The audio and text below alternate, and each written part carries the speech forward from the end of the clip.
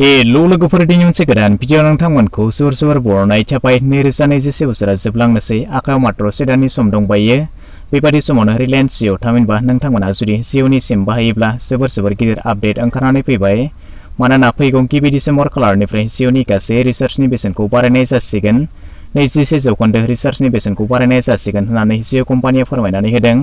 हादराव Airtel वडाफन idea बायदि कम्पानिनि उनावनो फैगौ गिबि डिसेम्बर खालारनिफ्राय जिअ कम्पानिया बारायगोन मोनफ्रोम मबाइल रिचार्जनि बेसेन बिदिब्ला बेसेबां बारायगोन भेलिडिटिफोरा बेसेबां थागोन बेफोर गासै खौरांखौ नोंथांमोननो आबुङै फोरमायनानै होनाय जागोन बेखायनो भिडिअखौ जागायनायनिफ्राय जोबनायसिमल' नायलांबाय थादो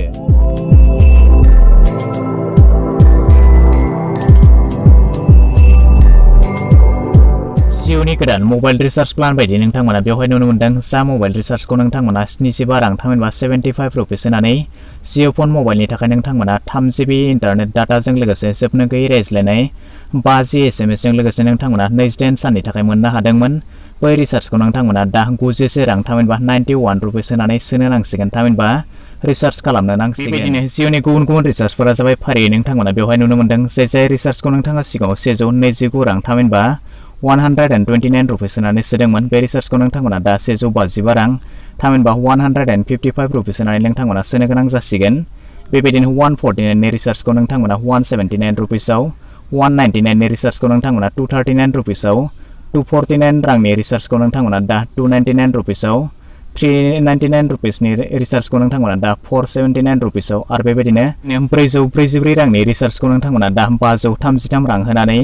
329 रांनि रिचार्जखौ नोंथांमोना दा 395 रां होनानै 555 रांनि रिचार्जखौ नोंथांमोना दा 666 रां होनानै आरो बेबायदिनो 599 रांनि रिचार्जखौ नोंथांमोना 719 रां होनानै आरो बेबायदिनो 1299 रांनि रिचार्जखौ नोंथांमोना 1559 रां होनानै आरो 2399 रांनि रिचार्जखौ नोंथांमोना 2879 रां होनानै रिचार्ज खालामनो गोनां जासिगोन जायफोर बिथांमोनाखि इन्टारनेट डाटा थामहिनबा डाटा बुस्टारनि थाखाय रिचार्ज खालामदोंमोन बिदिब्ला बिथांमोननि थाखायबो बेवहाय माखासे सोलायनाय नुनो मोननाय जादों आरो बेवहाय नोंथांमोना नुनो मोनदों जायफोर बिथांमोनाखि 51 नि रिचार्ज खालामदोंमोन बिदिब्ला बिथांमोना दा